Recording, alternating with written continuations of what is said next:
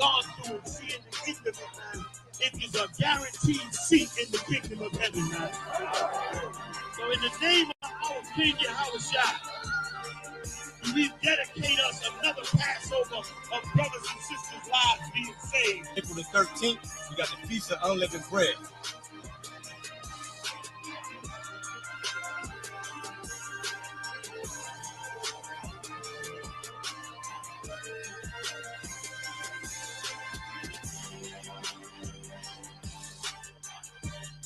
Shalom.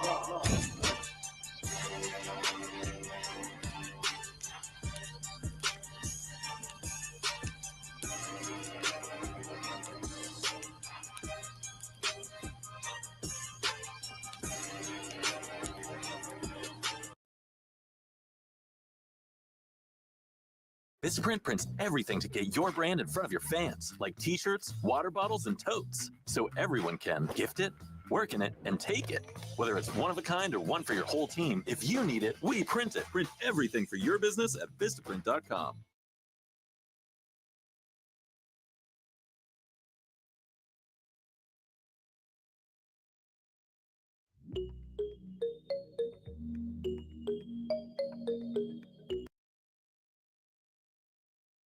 Welcome to Atlanta.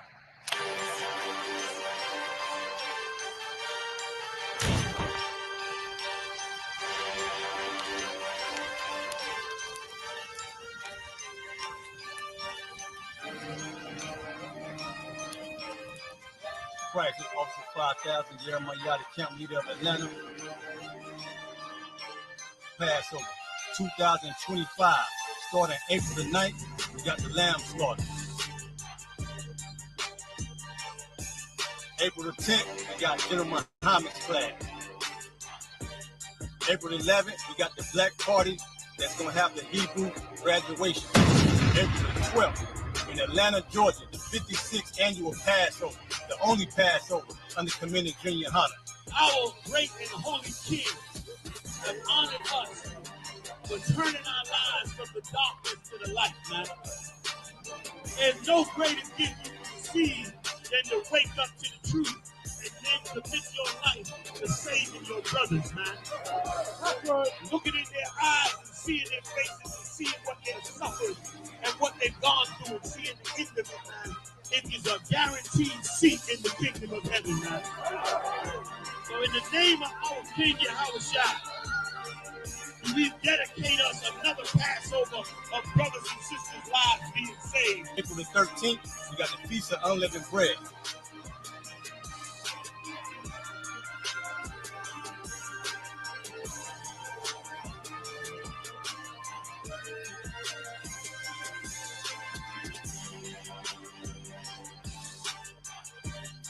Shalom.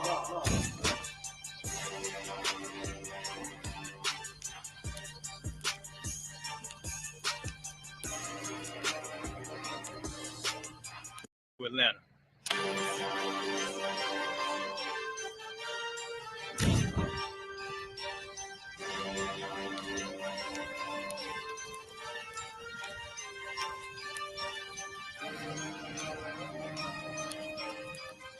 Christ is Officer 5000, Jeremiah, the camp leader of Atlanta. Passover 2025, starting April the 9th, we got the lamb slaughter. April the 10th, we got General Muhammad's flag. April the 11th, we got the black party that's going to have the Hebrew graduation. April the 12th, in Atlanta, Georgia, the 56th annual Passover, the only Passover under Community Junior Honor. Our great and holy King have honored us for turning our lives from the darkness to the light, man. There's no greater gift you can receive than to wake up to the truth and then commit your life to saving your brothers, man. Looking in their eyes and seeing their faces and seeing what they've suffered and what they've gone through and seeing the end of it, man. It is a guaranteed seat in the kingdom of heaven, man.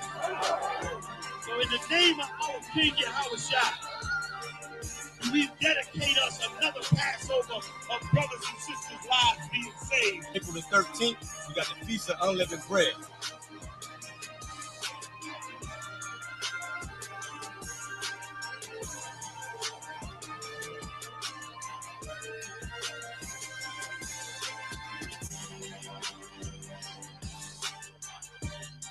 Shalom.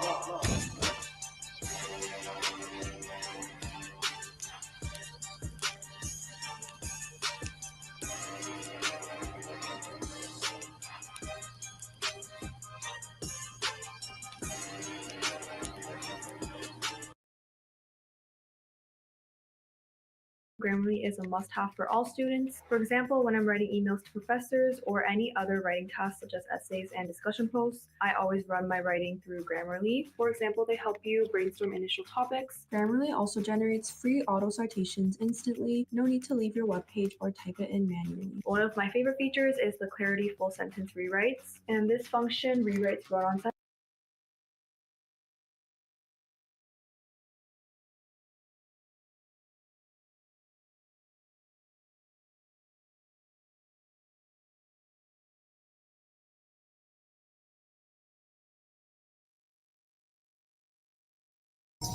You already know it's April the 11th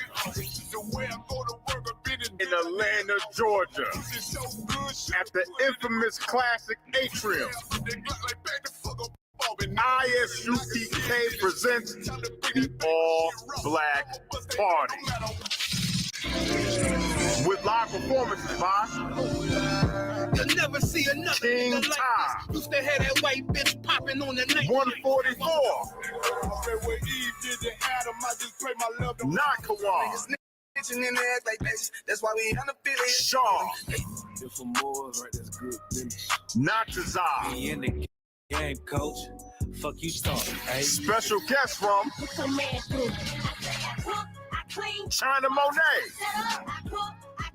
and Georgia's own Pastor Troy. 8 p.m. to 2 a.m. You already know ISUPK.com. Shalom. Friday. You already know it's April the 11th in Georgia at the infamous Classic Atrium. ISUPK presents the All Black Party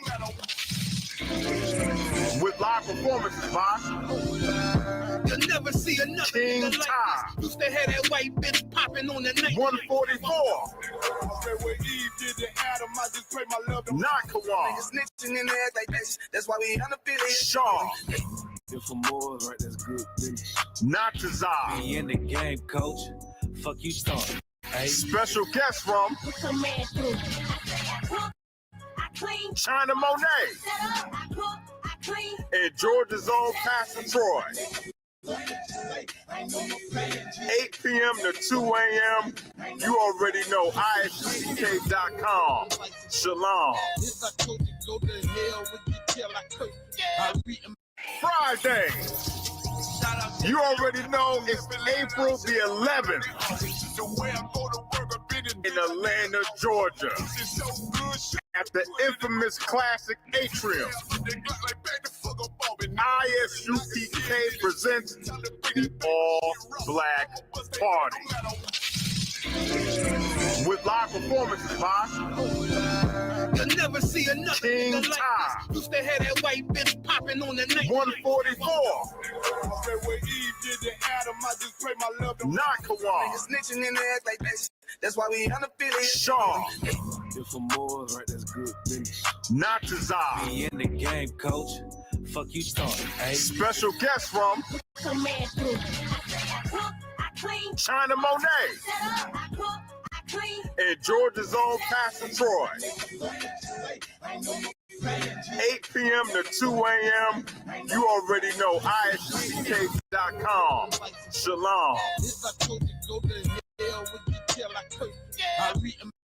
Friday. You already know it's April the 11th in Atlanta, Georgia, at the infamous Classic Atrium. ISUPK presents the All Black Party with live performances by You'll never never see another King nigga like Ty. this. Used to have that white bitch popping on the night. 144. Not Kawan. Niggas snitching in the act like bitches. That's why we unaffiliated. Shaw. If I'm more, right, that's good business. Not Tazar. We in the game, coach. Fuck you talking, hey? Special guest from China Monet and Georgia's own Pastor Troy. 8 p.m. to 2 a.m. You already know ISUPK.com. Shalom. Friday. You already know it's April the 11th in Atlanta, Georgia, at the infamous Classic Atrium. ISUPK presents the All Black Party with live performances by You'll never see another King nigga like Ty. this. Used to have that white bitch popping on the night. 144. Not Kawan. Niggas snitching in the act like bitches. That's why we unaffiliated. Shaw. If I'm more, right, that's good business. Not Tazar. We in the game, coach. Fuck you talking, hey? Special guest from China Monet.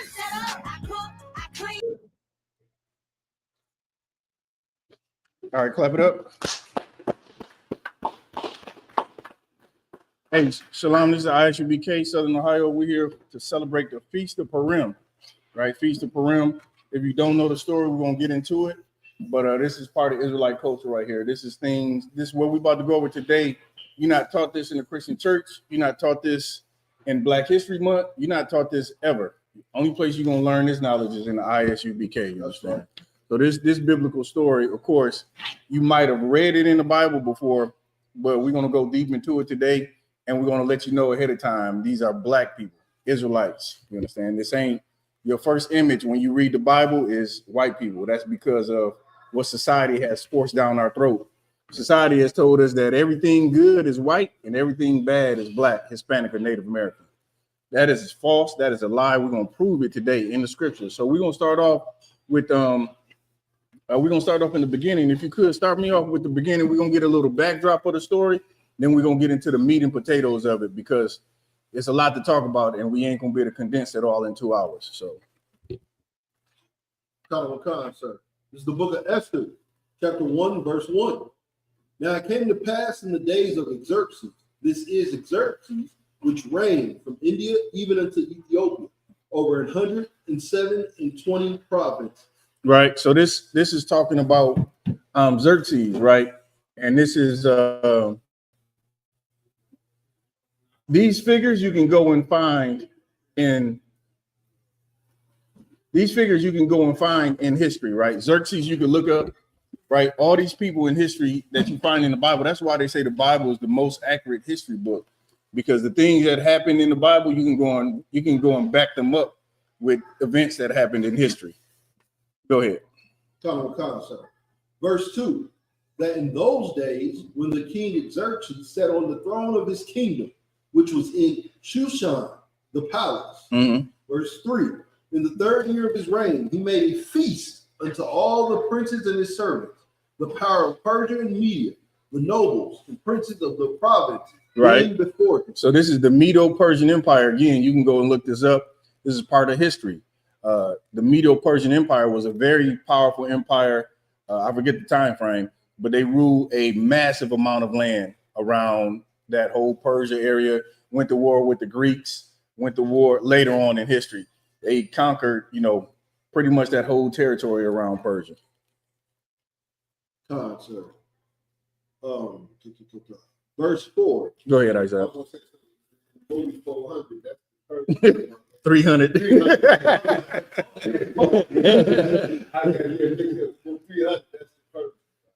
Yeah, so the Medo-Persian Empire was it wasn't just one set of people, right? It was it's kind of like the Babylonian Empire.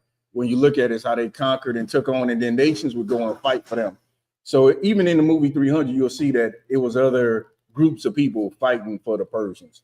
But the king, right, was Xerxes. I can't remember. I always forget this question, whether it's the same Xerxes. I'm not sure. So I don't want to say it's the Xerxes from 300. I cannot remember. Esther chapter 1, verse 4. When he showed the riches of his glorious kingdom and the honor of his excellent majesty many days, even 180 days. Verse 5. And when these days were expired, the king made a feast unto all the people that were present in Shushan the palace, both unto great and small, 7 days in the court of the garden of the king's palace. Right. Where were white, green, and blue hangings fastened with cords of fine linen and purple to silver rings, pillars of marble. The beds were of gold and silver upon a pavement of red, blue, white, and black marble. Where you at? Verse 6. You want me to get down to Vashti? Yes. Verse 9. Also, Vashti, the queen, made a feast for the women in the royal house, which belonged to King Xerxes. So this part is important because you have to realize the chain of events that's going to happen. And so this queen is important. Go ahead. Verse 10. On the 7th day, when the heart of the king was merry with wine, he commanded Mahuma, Bista, Harbona, Bigtha, and Abagatha, Zathar, Carcass, the 7 chamberlains that served in the presence of Xerxes the king, to bring Vashti the queen before the king with the crown royal, to show the people and the princess her beauty, for she was fair to look on. But the queen Vashti refused to come at the king's command. Right. So this cat is a king, and his wife, who he called to come to the celebration, she refused to come. Right. Go ahead. If I could, sir, just we kind of reading where that bad B mentality is kind of coming in. Of course, this is a heathen. You know what I'm saying? Right. So it permeates through damn near every woman. Right. The spirit. I can't say every woman. Right, because there are some righteous sisters that listen to the man, but this woman did not listen to her man. Right, he didn't ask anything. He didn't say go run 2 miles. He said come down and celebrate with me. It's a big feast. I'm putting it on for everybody that's here. Go ahead. Any questions? Y'all just raise your hand. But the queen Vashti refused to come at the king's commandment by his chamberlain. Therefore, was the king very wroth, and his anger burned in him. Right, of course, right. You tell your Asherib to come down and celebrate, and the scriptures say now, she had to be, attractive. The scriptures say she was attractive. So, of course, what do a man want to do when he had a beautiful woman? Show her off. Show her off. He want to show her off. Go ahead. Verse 8. 13. Then the king said to the wise men, which knew the time. Hold on, this cat. Do y'all get this cat? Temp Abdul Azim. That's the homie, man. Is that him? This cat. We're gonna do. He's gonna be there all day. We're gonna do a quick sidebar. We're gonna dedicate 60 seconds to you, Temp Abdul Azim. Right? Everybody hold your peace. We're gonna donate 60 seconds to you. Right? I know that you in all our classes trying to say that Islam is the only truth and you want us to love Islam. Let me tell you something. We will never love Allah. Right. We will never worship the Arab God. We'll never be Arabs. It doesn't matter how many times you get in our class and try to disrupt our classes. We think Muhammad is trash. Right. We think the Quran is trash. Right. Matter of fact, we're going to burn one after this. That's right. So you can go away, and that's all the time we're going to donate to you. All right, let's keep going. Verse 13. Then the king said to the wise men, which knew the time, for so was the king's manner toward all that knew law and judgment. And the next unto him was Carshon, Shethar, Matha, Tarshish, Meres, Orsina, Memicon, the 7 princes of Persia and Media, which saw the king's face and which sat the first in the kingdom. What shall we do unto the queen Vashti according to the law? Because she had not performed the commandment of the king Xerxes by the chamber. Right. So this is a quick, this is a minor council. You understand? It's like, all right, what we gonna do? Now you got to realize the gravity of this, right? What's the gravity? Somebody explain the gravity of. Go ahead. Came around to see, and disrespect king. So Every other woman, every night. That's the gravity of it right there. If the queen can disrespect the king, then our brothers gonna be leaders to their women. Right. And it ain't about controlling your woman, but it's about damn sure getting her to follow you. And if the queen like, well, the king, I ain't got to listen to him. Why? Listen, I'm some farmer. Why my rib gonna listen to me? Right. Keep going.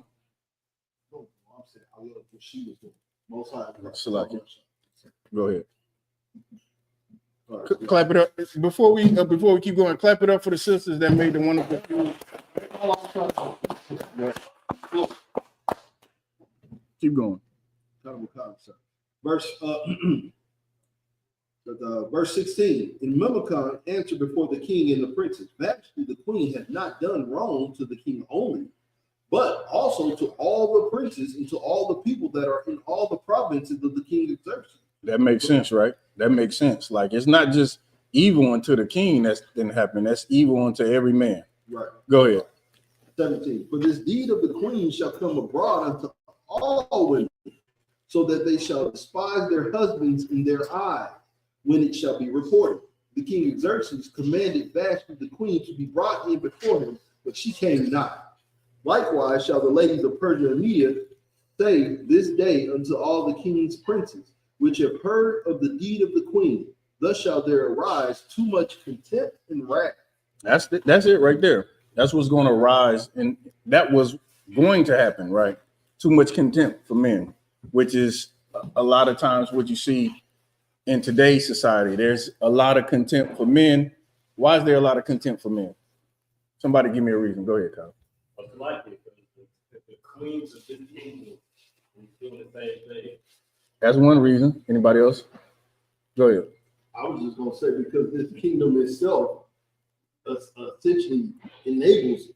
Everything they propagate is about woman power. You don't need a man. Hot girl summer. Everything that they show says, I don't need to respect a man. Respect me, and only me. Anybody else? Same thing. For sure, all those reasons, including brothers. Brothers play a large part in that, right? So we've all been destroyed by this system. So brothers don't do right and sisters don't do right. None of us do right. Talking about outside the truth, of course. None of us do right as a people. So guess what? We destroy each other. The sisters mad at the brothers, the brothers mad at the sisters, and we all trash because we ain't been raised properly. Let's keep going. Verse 19.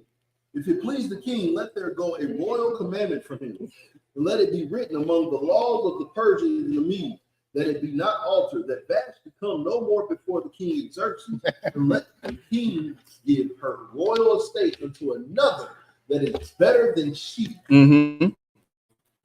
So listen, this royal decree is coming out, and basically what's going to happen is she's no longer going to be the queen, because what she did was a grave error, right? And again, it's important that brothers know. General Hyman, of course, is General Hyman. He did an excellent breakdown on leading versus controlling your woman, right? Well, this is his. This is what you call his court, like his advisors. His advisors is telling him, like, issue a royal decree. So, does that make sense? Yeah, I mean, perhaps they had This was not necessarily about jealousy. This was more so about what she had done. Exactly. Can we go back up to the part where it talks about yeah. Okay, verse 17. For this, right. So verse 17, for this deed of the queen shall come abroad unto all women, so that they shall despise their husbands in their eyes, when it shall be reported.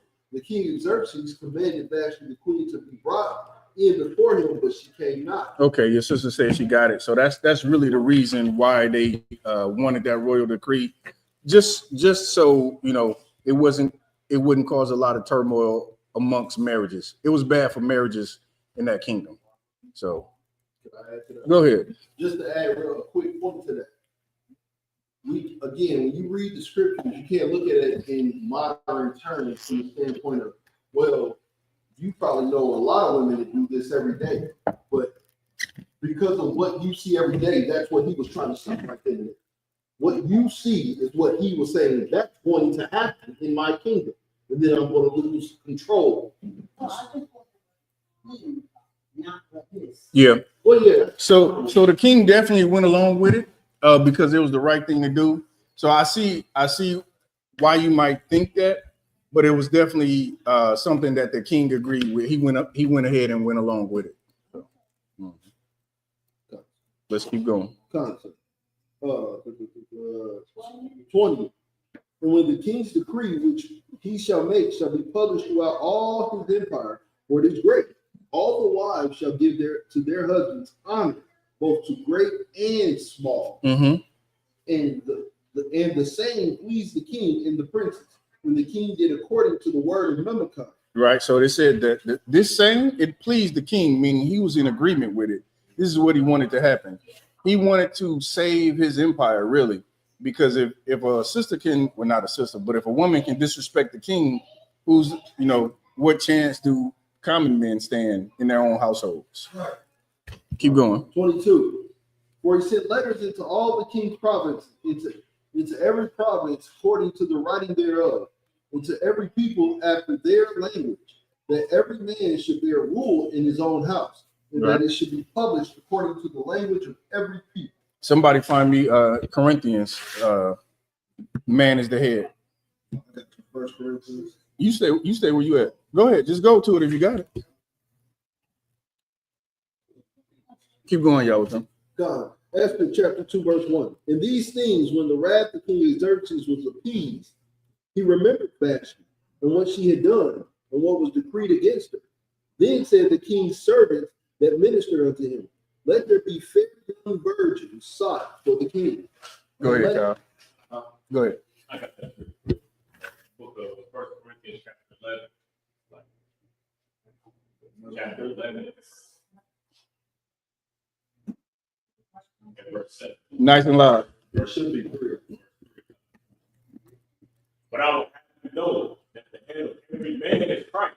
Right. This is the natural order of things. This is what America teaches you to go against.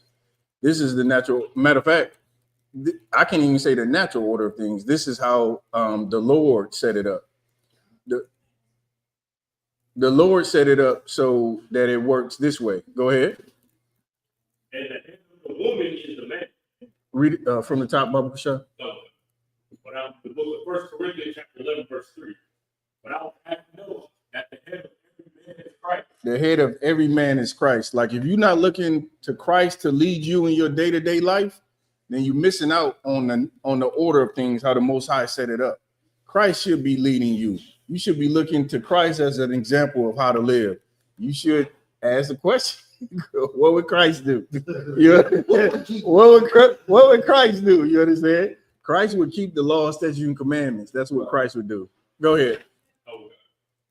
And the head of the woman is the man. The head of the woman is what? Is the man. That's how the Lord set it up. Like you have an obligation unto your husband. Go ahead. And the head of Christ is God.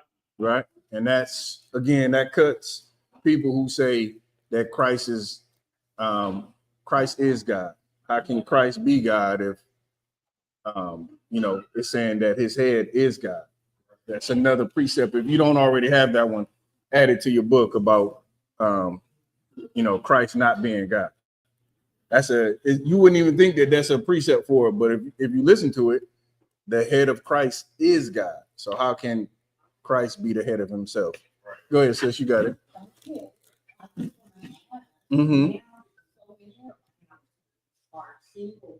Mm-hmm. That's an excellent question. I'll tell you how it should be, right? So a sister that's been through past trauma, she's not with her man any longer. She should come and get under the protection of a man, not necessarily in a relationship with the man if she's not ready. For instance, a sister that's in the world, she's by herself. She has, 3 kids. She doesn't have a man, doesn't want a man at this time. She should come and get under the protection of a man who can spiritually guide her and lead her and be a good example for her. That's the best thing that she could do. Now, that's tough to find in the world. Again, that's why we always say, turn to the ISUPK, because it's a school full of brothers to our school. That's the name of our school. Yeah. So that's what a sister should do. She should go get under the leadership and guidance of a brother who's righteous. Absolutely. This is a great example of a brother that you could turn to for, damn right. Clap it up.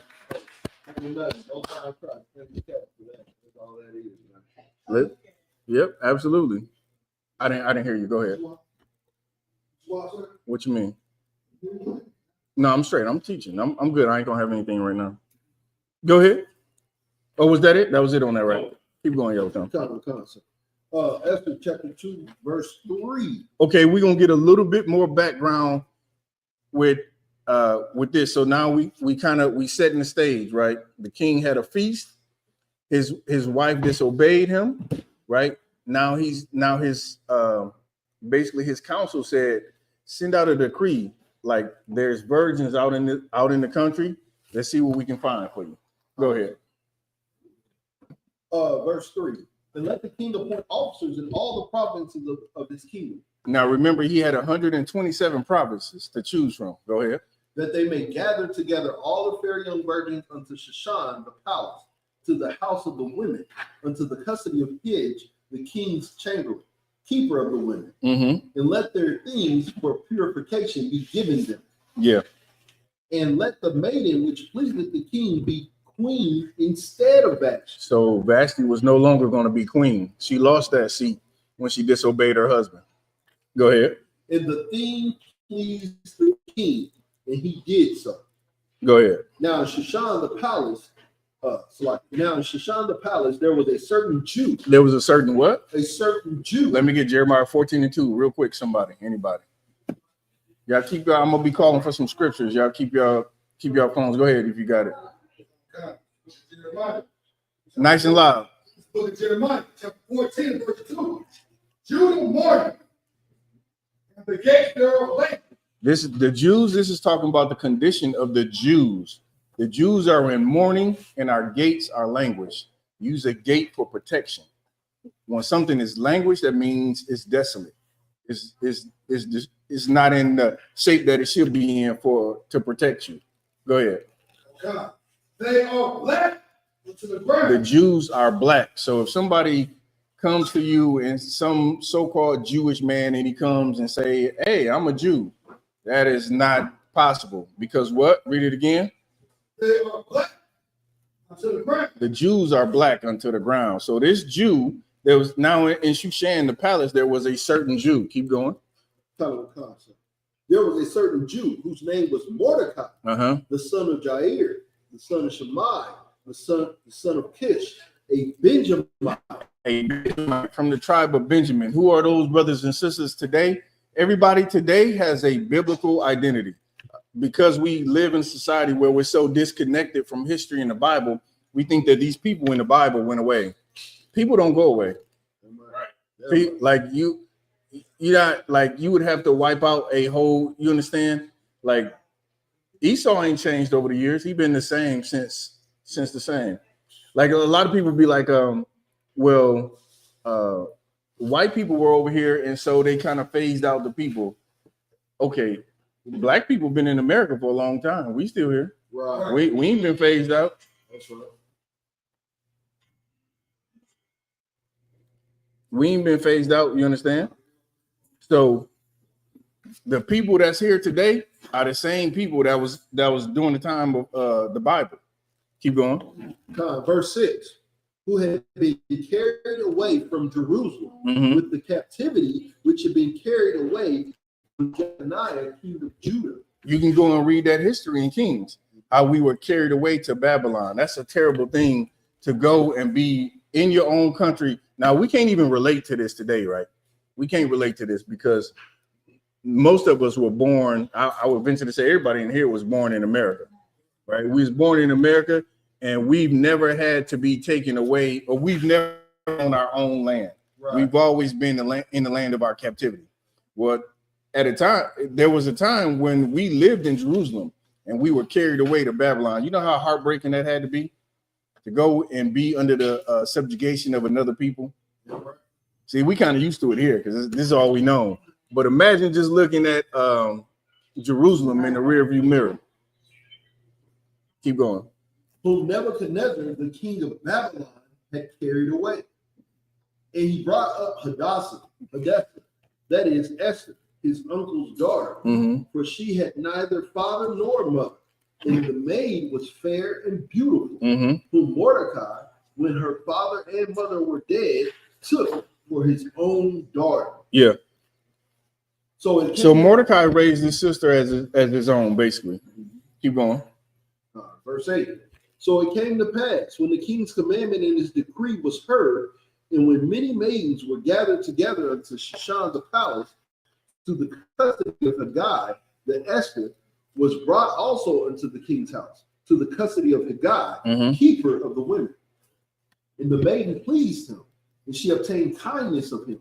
And he speedily gave her her things of for purification, with such things as belonged to her, and 7 maidens which were meet to be given her out of the king's house. And he preferred her and her maids unto the best place of the house of the women. So Esther was preferred above all the other women that had been brought in. Right, keep going. So verse 10. Esther had not showed her people nor her kindred, for Mordecai had charged her that she should not shew it. Go ahead. And Mordecai walked every day before the court of the women's house to know how Esther did and what should become of her. Right. So, of course, like any concerned father, he went and checked on his daughter, right? Now, which was his niece, but he raised her like a daughter. Right. Keep going. Verse 12. Now, when every maid's turn was come to go into King Xerxes, after that she had been 12 months, according to the manner of the women, for so were the days of their purifications accomplished. Listen, I tell you something. Xerxes got that right. Xerxes had the 1 year rule. Yeah. He got that. He's a heathen, but he definitely got that right. And he got, he took his time, and there was a purification, which is dope. You know what I mean? So his sisters, I seen a sister on social media fighting. She was like an alley cat. Oh yeah. You could best believe she ain't purifying nothing. Go ahead. All right, Most High Christ. For so were the days of their purifications accomplished, to wit, 6 months with oil of myrrh, 6 months with sweet odor, and with other things for the purifying of the women. All right, we're gonna drop down. Let's drop down to 21. Okay. 21. Hold on, what verse you in? I was at I think like 12. Yeah. I was gonna go to 15. 15. All right, now when the turn of Esther, the daughter of Abihail, the uncle of Mordecai, who had taken her for his daughter, was come to go in unto the king, she required nothing but what Haggai, the king's chamber, the keeper of the women, appointed. And Esther obtained favor in the sight of all them that looked upon her. Okay, you can drop down to 21. 21. In those days, while Mordecai sat in the king's gate, 2 of the king's chamberlains, Bigthan and Teresh, of those which kept the door, were robbed and sought to lay hands on the king Xerxes. This is an important part of the story, right? This part of the story will come back. So these 2 chamberlains had sought to lay hands on the king. Go ahead. 22. And the thing was known to Mordecai, who told it unto Esther the queen. And Esther certified the king thereof in Mordecai's name. And when inquisition was made of the matter, it was found out. Therefore, they were both hanged on a tree. Right. So basically, it was 2 chamberlains had sought to kill the king, and it was made known by Esther, and she was informed by Mordecai. Right. So it's important that we remember this for later on in the story. But they did an investigation and found out that it was true. Right. Go ahead. And it was written in the book of Chronicles before the king. Esther chapter 3, verse 1. After these things did King Xerxes promote Haman, the son of Hammedatha, the Agagite, and advance him, and set his seat above all the princes that were with him. Right. So this heathen, the heathen king set up Haman, right? And he was another heathen, Agagite. Gagagite. I don't even know how to pronounce it. A Gagite. Agag, right? So anyway, he was set up number 2 in the kingdom. Keep going. Verse 2. And all the king's servants that were in the king's gate bowed and reverenced Haman, for the king had so commanded concerning him. But Mordecai bowed not, nor did he reverence. Listen, Mordecai saw this heathen, right? And it's just like on the job. Just think of your everyday job. One of these oppressors get raised up on the job. What do they want you to do? They want you to bow down to them, kiss their behind, suck up to them. Listen, it's so disgusting when I see it from my people. Right. You like, man, stop it. You're not gonna be VP. Stop trying to be, the man on the job. Just go do your job, do a good job, get promoted, get all the money that you can out of this oppressor. But don't be the type of brother on the job that you just suck up to the oppressor so much so that now you treating your brothers and sisters wrong. Don't do that. That's a foul thing to do. And so Mordecai would not suck up to this cat. Go ahead, Isaiah.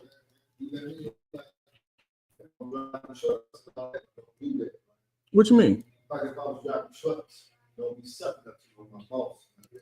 This is what I mean by that. Okay. In everything that we do, we should be excellent, right? When you're on the slavery, work on that slavery and be excellent on that slavery so you can hire more, so you can be a hiring manager and you can hire more brothers and sisters. So right. you could be the man. But like the difference between you and me, we in the truth, and we know if we get some power and authority, we're not gonna talk down to our brothers and sisters. We ain't gonna treat them like crap on the slavery because we're all in hell. We all in hell. Go ahead. That'd be a good precept. Like the gift would be, of course, the brother obtaining favor with the oppressor, right? And then now his heart is destroyed because he's talking down to sisters, he's talking down to brothers, he's treating everybody like crap, and wants everybody to suck up to him. For what? At the end of the day, you going home just like me, a black man. Go ahead. Verse 3. Then the king's servant, which were in the king's gate, said unto Mordecai, why transgressing thou the king's commandment? Mm-hmm. Now it came to pass when they spake daily unto him, and he hearkened not unto them, that they told Haman to see whether Mordecai's matter would stand. Let me tell you something about Mordecai. Mordecai was a field nigga. Right. Mordecai was a field nigga. Mordecai was not a house nigga. He wasn't about that bowing down. We run across a lot of house niggas. You can see them all on social media trying to suck up to Donald Trump, trying to see what they can get. They smiling in his face. All these political, pundits, trying to get favor with him. But at the end of the day, it don't matter how much money you got. I even heard a story about Michael Jordan being disrespected. Now, Michael Jordan got $3 billion, but at the end of the day, he's still a nigga. Keep going. Right. To see whether Mordecai's matter would stand, for he had told them that he was a Jew. Mm-hmm. And when Haman saw that Mordecai bowed not, nor did him reverence, then was Haman full of wrath. You're right. And he thought scorn to lay hands on Mordecai alone. Listen, tell me that spirit ain't the same spirit that you find in America today. Yeah. That's the same spirit if you don't bow down, if you don't come to work with your face shaved and a suit and tie and just, being in the spirit of this oppressor, like you just don't fit in. You like a square peg trying to go into a round hole. Right. Like that's why we stand out so much. That's why it's so important we put on the spirit that's in the Bible, because if not, you just be like any other American. Right. You'll be going to work. You'll be celebrating birthdays. You'll be, happy birthday, Jim. You'll be that kind of person, and you just fit right in, and you feel good. You'll blend in. You won't rock the boat at all. Unlike us, I can just tell that y'all ain't fitting in by y'all faces. Right. You go in there with that beard on, they like, damn, you ain't gonna shave that? Nah. Nah. Keep going. All right, verse 6. And he thought scorn to lay hands on Mordecai alone, but they had shown him the people of Mordecai. Therefore Haman sought to destroy all the Jews that were throughout the whole kingdom. Now tell me this ain't your oppressor. Your oppressor has this same spirit. Like, because one offense, now you want to destroy all the Jews, right? Tell me that ain't Donald Trump. Because a few bad apples, right? And of course, my brothers and sisters are destroyed. Now all Mexicans are rapists. Now they're all drug dealers. Now they all got to go. Like, that's the same spirit that's in America today. Like, your oppressor will look at one example and say, okay, you are all bad. It's like these countries with dark people, he called them shithole countries. Now, we don't care about Africans. That's not our people. But we damn sure care about the Haitians. Right. We damn sure care about all the brothers in the Caribbeans. Right. We care about, Central and South America. That's right. Keep going. Even the people of Mordecai, verse 7. In the first month, that is the month of Sun, in the 12th year of King Xerxes, they cast pur, that is the lot, before Haman from day to day, and from month to month, to the 12th month, that is the month of Adar. And Haman said unto King Xerxes, there is a certain people scattered abroad and dispersed among the people in all the provinces of thy kingdom. Now, notice his wording in this. He said there was a certain people. He never said this is the people of the queen. Right. It's a certain people, right? So he was underhanded to begin with, because had he identified who the people were, like, he'd have been like, nah, because that's my queen's people. Damn, what you trying to do? The water. Keep going.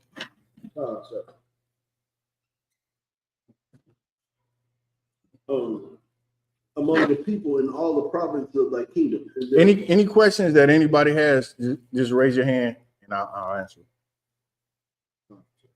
And their laws are diverse from all people. Read that part again. And their laws are diverse from all people. Read it from the top. So verse 8. And Haman said unto King Xerxes, there is a certain people scattered abroad and dispersed among the people in all the provinces of thy kingdom. Somebody find me James 1:1. James 1:1, real quick.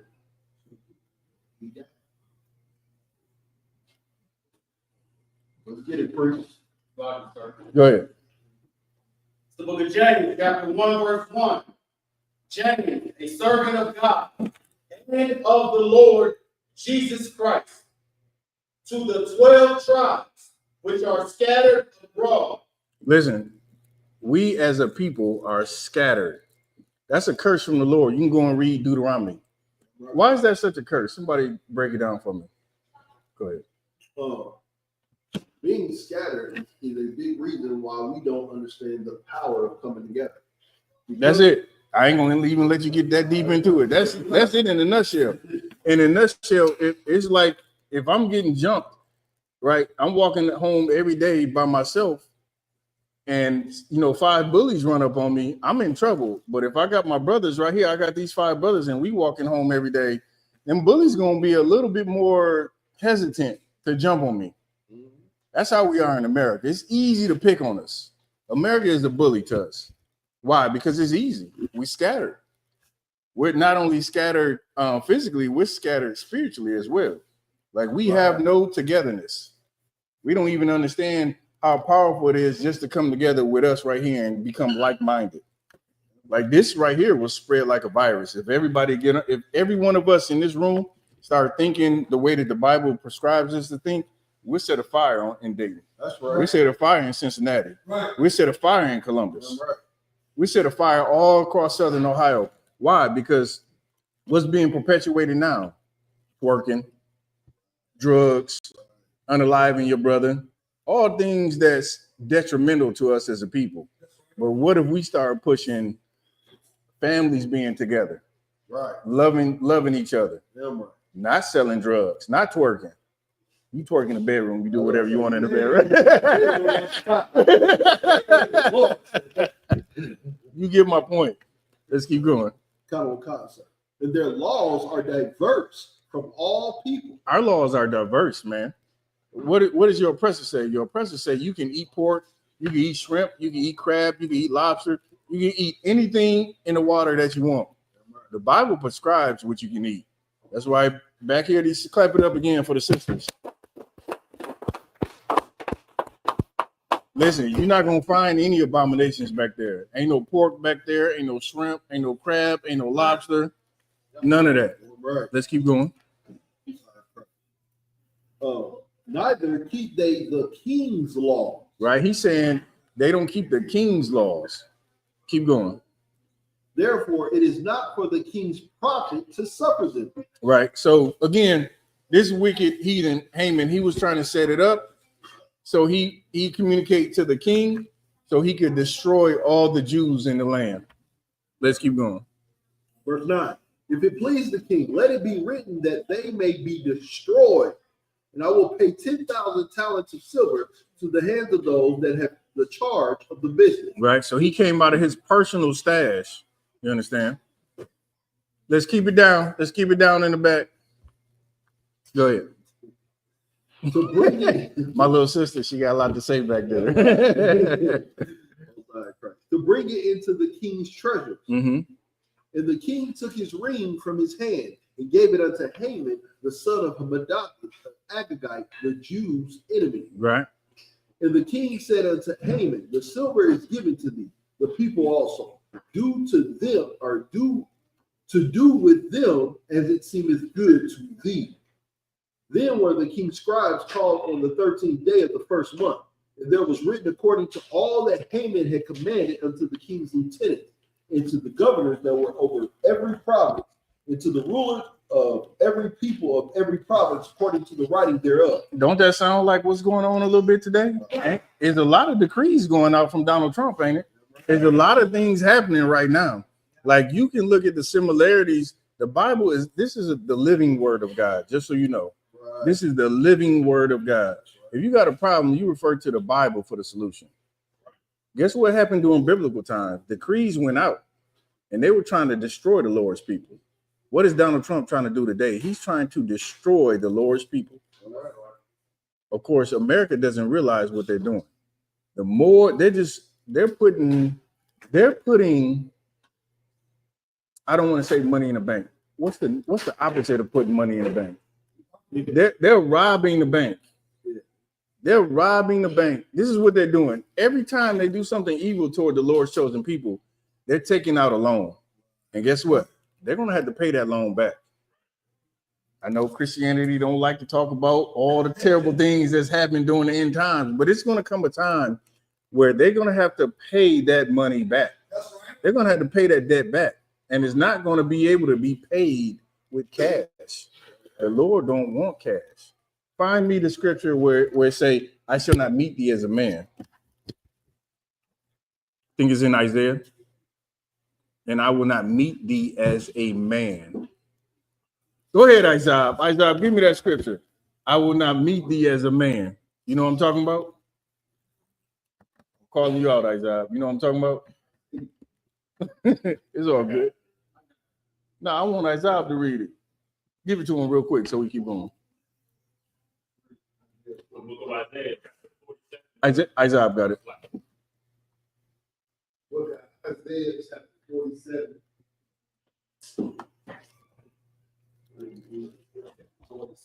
Forgive him. He got that Android.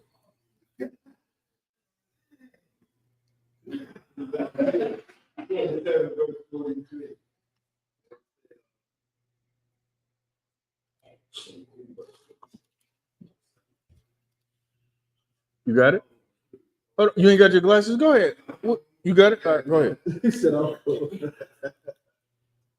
It said, this is Isaiah 47, verse 3. Nice and loud.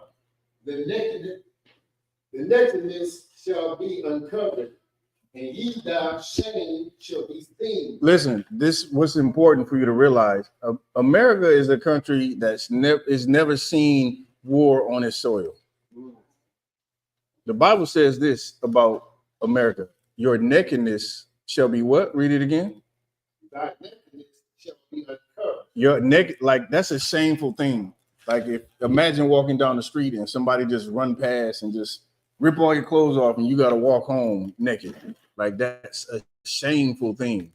America hasn't known this shame. America's always kind of who people turn to be to look up to. But the scriptures say this: your nakedness is going to be uncovered. What's that nakedness? All the evil and disgusting things that you've done to the Lord's chosen people. That's right. Go ahead. See, yea, thy shame shall be seen, and I will take vengeance. That's what the Lord say. This is what the Bible say. The Bible say the Lord is going to take vengeance. The Bible also says this: don't be mocked. God is not mocked. For so wherever a man soweth, that shall also he reap. Right. Go ahead. And I will not meet thee as a man. What does that mean? Somebody break that down. Somebody else. Not meet thee as a man. Somebody break it down. Go ahead. Like, he's not gonna meet you like he's not gonna meet you as, or he's not gonna punish you like how you would, you know what I mean, how you would do, or he's not gonna meet you as a human being. He's gonna, you know what I mean, be stormed, you know what I mean? That's it. You know, like that. That's it. So if I'm meeting you as a man, I'm going to fight you in a war. I'm going to come get guns. I'm going to get tanks. And the Lord ain't going to meet him like that. Right. Why? Because the Lord could wipe out an empire with the coronavirus. Right. The Lord could wipe out an empire with monkeypox. The Lord can wipe out an empire by, you know, if he shut down, you know, the power grid. You understand? The Lord is not going to meet this oppressor as a man. Of course, when you think about battle and war, you think about getting on the field and battling. That's not how the Lord operates. The Lord has sent locusts through here. He did it in Egypt. The Lord has sent lice. He'll send frogs. The Lord has sent, he'll turn your water into blood. That's how the Lord don't get men to go to battle. You can put your hand down, I come to you. The Lord don't get men into arrangement to battle against our oppressor. That's not what's going to happen. The Lord is going to not going to meet us as, not going to meet America as men, as a man. Go ahead, Ike.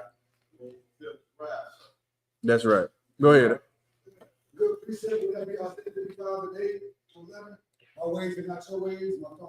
You could precept that. Like, of course, because as a man, you're gonna, matter of fact, a perfect example, when black people try to solve the problem amongst our community, what do they say? Give me an example. One example. Go ahead. Marching. That's one. Give me another one.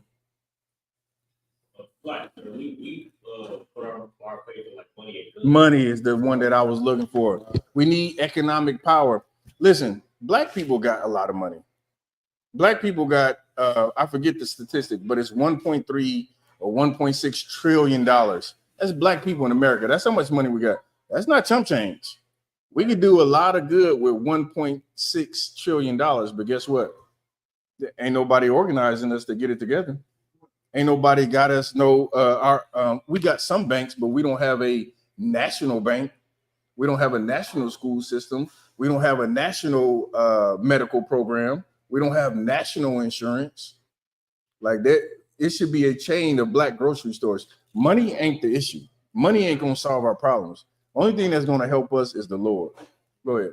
If I could, just to add to your point, which is so heavy, it goes to what we're reading, how we are dispersed. Because, like he said, it's not just physical, it's spiritual. Mm-hmm. So now we got 1.6 trillion we can play with for each other. Mm-hmm. But because spiritually, we don't look at each other as that's my brother, that's my sister. You know what I'm saying? We look at each other as you know what I'm saying? We look at each other as they stole $20 from. You know what I'm saying? Because of that, we can't bring that 1.6 trillion and bring that together. America drowns within a year. It's a whole slew of reasons why we're not able to come together. But that's one example for sure of why we can't come together. But I don't want to get off track. Let's keep going. Continuing in verse 12. You can go to 4. Chapter 4. Oh no. Actually, let's finish that because that was getting into the. Go ahead. All right. And to the rulers of every people of every province, according to the writing thereof, mm-hmm. and to every people after their language. In the name of King Xerxes was it written, mm-hmm. and sealed with the king's ring. Right. And the letters were sent by post into all the king's province to destroy, to kill, and to cause to perish all Jews, both young and old, little children and women, in one day, even upon the 13th day of the 12th month, which is the month of Adar, mm-hmm. and to take the spoil of them for a prey. The copy of the writing for a commandment to be given in every province was published unto all people that they. Now, hold on. Now, listen, everybody who listening to this class, I want you to focus in on this point. Imagine feeling how our Hispanic brothers and sisters feel right now. Some of them would not come to work. Some of them wouldn't letting their kids come to school. This decree right here, again, the Bible is a living book. This is the living word of God. This is a perfect example of what's happening today. Right. This heathen sent out a decree that you're going to die. Imagine you being in some city and be like, all black people dying, on this date. Right. You lose your mind. You would lose your mind. Now put yourself in the position of our Hispanic brothers and sisters and think about how they feel. Donald Trump said when he got in office, Hispanics is out of here. If you undocumented, you illegal, or damn near if you legal, you out of here. Like you got to put yourself, and that's the thing about the tribe of Judah. When I say the tribe of Judah, I'm talking about the so-called Negro. A lot of pain, like you would think with how much pain we've been through as a people, we'd be able to empathize with our Hispanic brothers and sisters. But you ask the average black person, they don't even care about it. It ain't me. It ain't affecting my high. So they don't care about it. But if it was you, you would care. You would want somebody to mourn and cry for you. Right. You better listen up, man, and lock in to what the Lord is trying to show you. The Lord is trying to show you, man, what's happening in the Bible is happening now. Like there's a decree out to get rid of the Lord's chosen people. Keep going. 14. The copy of the writing for a commandment to be given in every province was published unto all people, that they should be ready against that day. Right. So you got to sit there and live in this province where the decree came down, you're gonna die. Like, how can you can't go to work, you can't sleep, what can you do? What can you do? You're gonna sit there and be miserable, and you in hell. You want the definition of hell? You think you got to go under the ground to see hell? That's hell right there. Donald Trump sent a decree and said, you know what? All y'all leaving this country. You've been here for 30, 40, 50 years. You got to go. You don't know nothing else. Keep going. The post went out being hastened by the king's commandment. And the decree was given to Shushan the palace. And the king and Haman sat down to drink, but the city Shushan was perplexed. Yeah. Keep going. Esther 4:1. When Mordecai perceived all that was done, Mordecai rent his clothes and put on sackcloth with ashes.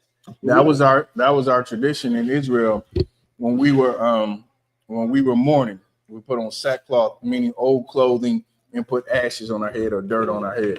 Keep going. And went out into the midst of the city and cried with a loud and a bitter cry. And came even before the king's gate, for none might enter into the king's gate clothed with sackcloth. And in every province, whithersoever the king's commandment and his decree came, there was great mourning among the Jews, and fasting, and weeping, and wailing, and many lay in sackcloth and ashes. So Esther made. You don't think our Hispanic brothers and sisters was fasting? Yeah. You don't think they were mourning? Have you seen the videos of ICE running up in schools and running up in homes? Right. And then you sitting up here thinking because you black that you safe. You're not safe in this empire. You don't know what this devil could do. You should be prepared. How do you get prepared? You got to come into the ISUPK where you got protection. That's right. You think that you can just roam the streets all your life and do what you want to do all your life and the Lord not see what you're doing? You better get the Lord's protection. How can you get the Lord's protection? By serving the Lord. You're not serving the Lord in the Christian church. You was going to say something about?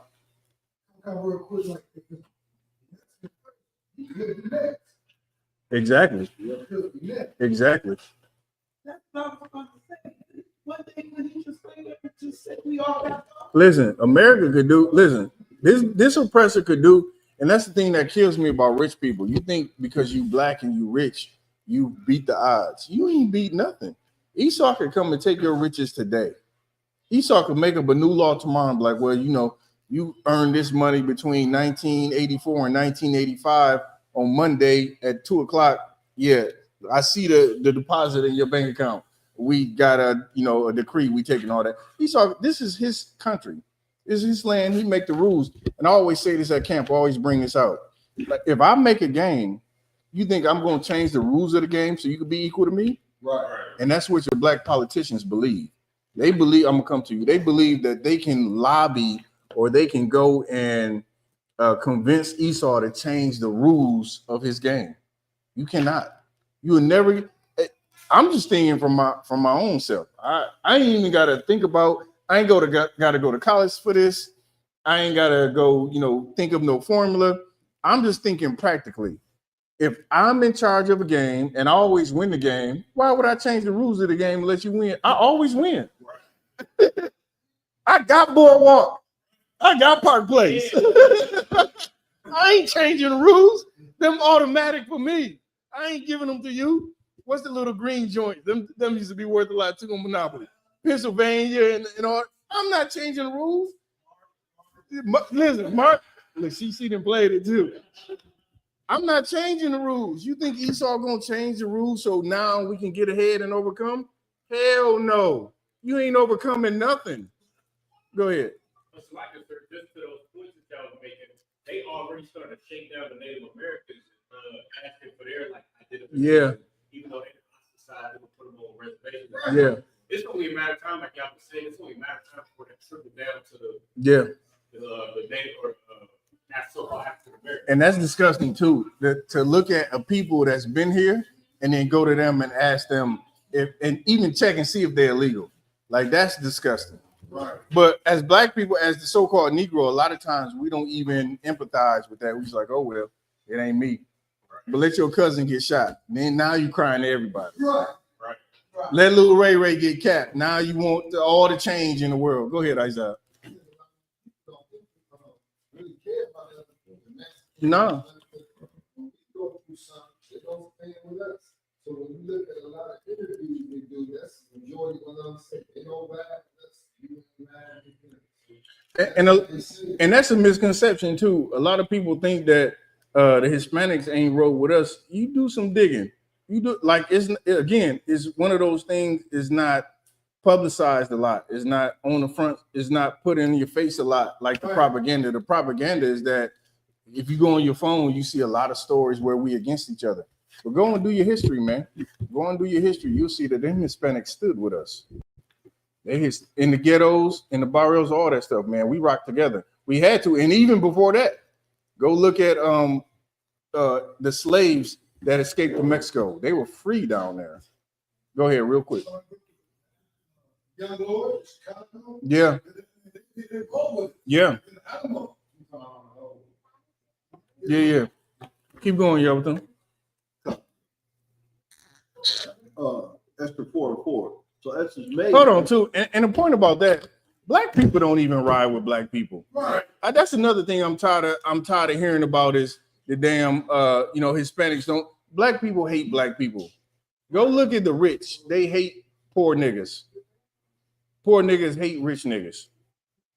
Black people don't stand with Black people. So how you mad at the Hispanics for not standing with you? You hate each other. Keep going. No, sir. So Esther's maids and her chamberlains came and told it her. Then was the queen exceedingly grieved, and she sent raiment to clothe Mordecai. All right, so we're gonna skip ahead a little bit, then we're gonna kind of get toward the end of it because I don't want to not be able to go into the end. So again, this all started right with this heathen woman who didn't want to obey her husband. From there, right, Esther was made queen. That's who Xerxes loved the most. He saw her, he wanted her. She went through a year purification. She was going to be the queen, right? And once this was established, now Haman was put second in charge. He was number 2 in the whole 127 provinces. So now that this heathen Haman was made second in command, everybody bowed down to Haman. There was one brother. Like I said, he was a field nigga. He wasn't a house nigga. Yeah, right. He did not bow down. And so what happened? This heathen was offended. And because he was offended, he had the king put out a decree to destroy all of us. Now, when you read the Bible, you got to understand who the Jews were. We read the scripture earlier how the Jews are Black. He wanted to destroy us. He wanted to destroy your ancestors. That's who he wanted to destroy all of. He wanted to destroy all because one man wouldn't bow down. And so now this is known to all the Israelites, all the Jews that's in this land. And now you got to go to work with this on your heart. You got to go to work knowing that you can be deported. Now, of course, during biblical times, he tried to unalive us. But the same thing today. You got to try to creep through work and send your kids to school. You know, my son was telling me he was one of his friends that he was going to school with. He hadn't seen him for a while. And I was just thinking to myself, man, the oppressor is the goddamn devil that the Bible speaks. Like, you got little kids afraid to come to school. Now, you know, thank the Lord, this young brother came back to school, and so he been back in school. But like, who wants to live under that kind of pressure? Who wants to live knowing you might be kicked out of the country? Like, there's plenty of room in America, plenty of room, and plenty of resources. And the oppressor would tell you, oh, it ain't enough resources for everybody. That's a lie, man. That's a lie. That's a bold-faced lie. There's plenty of land. That's land uninhabited in America. You know, you get a handful of people, they got thousands of acres by themselves. Why do you need so much land for what? And it's still a lot of land left. I tell you what, this is what you should do. You should call on the name of the Lord. Every one of us every day should call upon the name of the Lord that this empire fall. Right. It's going to be painful. That's the thing. We don't want to suffer any discomfort. Well, guess what? There's a time where we had to be in the wilderness catching pigeons before they left the ground. You had to eat bread that came. Where does bread come from? Damn, that came from the sky? Well, I guess I grab it and eat it. Sometimes you had to do it. Sometimes you got to be uncomfortable. You got to be in a position where you're uncomfortable so the Lord will advance you. A lot of us, we can't be uncomfortable. You don't want to eat that bread. Where that bread come from? I got to eat this bird. Maria told me if she had to kill an animal, she's going to be a vegetarian. We ain't going to be no vegetarians. So I kill the bird, you cook it. We might have to be uncomfortable, but that's what it's going to take for the Lord to advance us. If you want the Lord to be with you, you got to follow the Lord, man. Let's keep going because I'm gonna get off on a tangent. Where we at? We on chapter 4, but you said you wanted to go ahead. Drop down to 4, and you can skip 4. Okay. You can skip 5. Let's go to, yeah, this is a good one. Now, I said earlier that it was important that you realize what was so important about when Mordecai informed the king through Esther that 2 of his chamberlains was trying to kill him, right? Go to 6 and 1. It's the book of Esther, chapter 6, verse 1. Well, that night could not the king sleep, and he commanded to bring the book of records. Now, this is the Lord. Only the Lord is going to wake you up out your sleep and point you to this specific event, right? Because everything was chronicled. It's much like Facebook is kind of a chronicling thing now. We don't really look at it that way, but really Facebook and social media chronicles a lot of things that we do. But back in the day, there were scribes. There were people, again, one of the questions that we always get as teachers of the Bible is, who wrote the Bible? Who wrote the Bible? Man wrote the Bible. Well, they had scribes during that time. So Peter wasn't there taking all the damn notes for himself. He had a brother following him around who wanted to learn from him and study under him. And he was his scribe. Ezra was a scribe. There was many scribes throughout the Bible. So that's, one precept, you can always pull those precepts to say, this brother was a scribe, but this was, it's the same thing today. Some CEO, he's in a meeting, you think he's taking his notes? He ain't taking notes. He got somebody taking them notes for him. Go ahead. Sir. On that night could not the king sleep, and he commanded to bring the book of the records of the chronicles, and they were read before the king. Mm-hmm. It was found written that Mordecai had told of Bigthana and Teresh, 2 of the king's chamberlains, the keepers of the door, who sought to lay hand on the king Xerxes. Now, that's why it's so important, because those 2 cats who tried to unalive the king, Mordecai was the reason why the king wasn't unalived. Right. And now the king is up. The Spirit of the Lord woke him up, and he just started reading the book of the Chronicles, and he saw that, damn, this cat Mordecai, he saved my life. Like that's something just to run across. That was the Lord. Keep going. Verse 3. And the king said, what honor and dignity have been done to Mordecai for this? Mm-hmm. Then said the king's servants that ministered unto him, there's nothing done. They hadn't done nothing. Now listen, that's a hell of a thing for some cat to save your life and you not do nothing. Right? Keep going. And the king, and the king said, who is in the court? Now Haman was coming to the outer court of the king's house to speak unto the king to hang Mordecai on the gallows. Now we skipped this part, but Haman devised a plan, right? Not only did he set a decree to destroy all the Jews, but he also specifically he made a whole what do you call it thing? A gallows. He made the whole gallows. He's gonna put him on public display. He's gonna hang Mordecai in front of the people. Now get this. Here's some Jew, some black man that's in this province under the authority of these rulers, and you save the king's life, and his second in command wants to put you to death. But somehow, some way, of course, it was the Lord. He reads that this cat Mordecai saved his life. Yeah, that's amazing. The Lord is amazing, man. You don't think the Lord can? Find me the scripture where it say, "I will make thine enemies be at peace with thee." Like that's what the Lord will do for you. The Lord will make your enemies be at peace with you. Somebody get that for me real fast. Go ahead. Proverbs 16 and verse 7. When a man's ways please the Lord. When a man's ways what? Please the Lord. When he what? Please the Lord. You should focus on making your ways please the Lord. Right. Go ahead. He maketh even his enemies to be at peace with him. You don't think the Most High could put Esau in subjection? Right. He could do it tomorrow if you would but obey.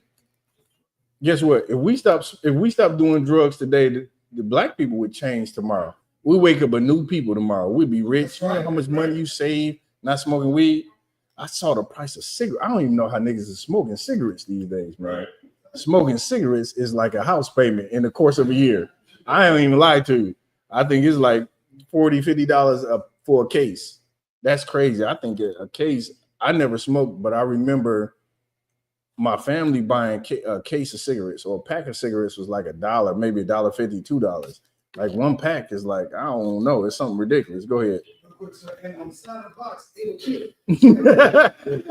that's not even, I mean, they don't even read that.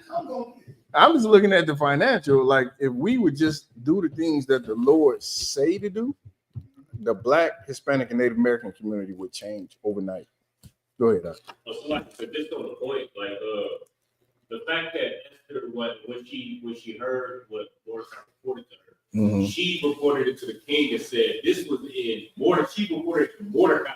Yeah. Even just at this point, like she was still under her who she raised. She definitely gave honor to that brother, and it paid huge dividends. And the sisters that we have in here tonight, man, these kind of sisters that are similar to Esther. Right. These sisters rock with their husbands. You know what I mean? All of us knuckleheads sometime. So that's dope. This sister Esther, she was amazing. That's why we honor the sisters today, for sure. Let's keep going. So verse 5. And the king's servant said unto him, behold, Haman standeth in the court. And the king said, let him come in. So Haman came in, and the king said unto him, Haman was such an arrogant bastard too, boy. This cat was so arrogant. We running out of time, so we gonna have to speed through it. Go ahead. Okay. So Haman came in, and the king said unto him, what shall be done unto the man whom the king delighted to honor? So the king just asked a general question. If the king delights in somebody, what should be done to him? Go ahead. Right. Now Haman thought in his heart, to whom would the king delight to do honor more than to myself? Right. So he thinking, well, I'm number 2 in the kingdom. I think he delighted me the most. Go ahead. And Haman answered the king, for the man whom the king delighted to honor, let the royal apparel be brought which the king used to wear. Royal apparel, go ahead. And the horse that the king rideth. The royal horse, you gonna ride on him. And the crown of royal which is set upon his head. And a crown. Nigga, who don't want a crown? Right. Everybody want a crown. Keep going. and let this apparel and horse be delivered to the hand of one of the king's most noble princes, Mhm. that they may array the man withal, whom the king delighteth to honor. Who don't want them like you feel like James Brown where you get down on one knee and somebody drape you with it? You know what I mean? I'm showing my age. Keep going. Kyle looking at me like, what are you talking about? And bring him on horseback through the street of the city, and proclaim it before him. Mhm. Thus shall it be done to the man whom the king delighteth to honor. Then the king said to Haman, make haste and take the apparel of the horse, as thou hast said, and do even so to Mordecai. Ooh-wee. That had to cut deep. You ever think that you the one that's about to get the promotion? They go to somebody else. Yo, this cat was so heated about this. Now, remember, he built the gallows. He gonna hang this cat. Now the king is saying, all the things that you just said, go and do those things under Mordecai. Right. Mordecai stood with the Lord. Right. That's important for you to note that Mordecai stood with the Lord. Just think about that in our day-to-day lives as we move throughout, as we dealing with one another, as we speak into our husband, as we speak into our wives, as we speak into our kids, as we speak into our parents. Think about that as you move through your day-to-day life, how we deal with one another. It's not always going to be sunshine, but always try to stand with the Lord. Go ahead. And do even so to Mordecai the Jew that sitteth at the king's gate. Let nothing fail of all that I have spoken. He said, everything you said, make sure it happened. Right. Keep going. Then took Haman the apparel of the horse and arrayed Mordecai, and brought him on horseback through the street of the city, and proclaimed before him, thus shall it be done unto the man whom the king delighteth to honor. Mordecai came again to the king's gate, but Haman hastened to his house in mourning. Hold on. He what? So Haman hasted to his house mourning, and having his head covered. And Haman told Zeresh, his wife, and all his friends everything that had befallen him. Then said his wise men and Zeresh his wife unto him, if Mordecai be of the seed of the Jews, before whom thou hast begun to fall, thou shalt not prevail against him, but shalt surely fall before him. Well, now his plans is they becoming naught. It's like everything that you had planned, you want to put this cat on the gallows? You can't do it. The king just arrayed him in royal apparel on the horse with a crown. That's why he went home crying. That's terrible for him. Of course, it was good for us as a people, right? Because this cat had plotted something evil. Again, it's such the times of today. It's such the times of the day. Go ahead. That's what happened. That's what happened in the book of Susanna. Like if you haven't read, and I'm referring to a book in the Apocrypha. If you haven't read the book of Susanna, definitely get that book and read that story. And that judgment that went against that sister, once it was found out false, it went against her accusers. So it's definitely, if you haven't read the Apocrypha, you want to read that book for sure. Keep going. 14, and while they were yet talking with him, came the king's chamberlains and hastened to bring Haman unto the banquet that. Right. So this is a part that I missed to give a background. Esther asked the king. Now, here's an important piece that I didn't mention earlier, but I want to mention now. Even the queen could not go before the king unless you're like, okay, if you went before the king and he didn't call you, it was his choice for him to unalive you. Right. If like it's like the punishment, right? Because the king was not to be bothered. You couldn't go before the king unless he called upon you. So if you went before the king and he didn't call before, it was his option to unalive you. But of course, Esther went before him and asked that they could have a banquet, right? Now, Esther was bad. The scripture said it, and he loved her among, above all the other people, all the other women that he wanted. Go ahead. Esther 71. So the king and Haman came to banquet with Esther the queen. The king said again unto Esther on the second day at the banquet, why? What is thy petition, Queen Esther? And it shall be granted thee. What is thy request? And it shall be performed, even to the half of the kingdom. Then Esther was bad. He said, I'm going to give you whatever you want, girl. Up to half the kingdom. Then, Go. verse 3. Then Esther the queen answered and said, if I have found favor in thy sight, O king, and if it please the king, let my life be given me at my petition, and my people at my request. For we are sold. This is rough. This is rough. We're getting into it now. So she's asked for a banquet. And I forget how many days. Was it 3 days, the banquet? I think she asked 3 days in a row. And on this day, she finally comes and tells the king what she actually wants from him. Because you know what? Matter of fact, I skipped a crucial part. Could you find me the part where it talks about how Esther was to go to the king and say, now, the reason why this sister is honored in the Bible is because what she did, right? And that's a critical part that I missed in skipping forward. You got it? What is it? Say it again. 7 days for the banquet. You find me the scripture where Mordecai told her to go to the king. Now, Mordecai raised her as his own daughter, but he charged her with something super heavy. He charged her with saving so-called Blacks, Hispanics, and Native Americans. And again, we look at this today like it was so long ago, but this applies today. All the things in the Bible apply today. No sweat, you can find it. But so Mordecai charged Esther to go before the king. And again, if you went before the king without being called, you risked the chance of being unalive.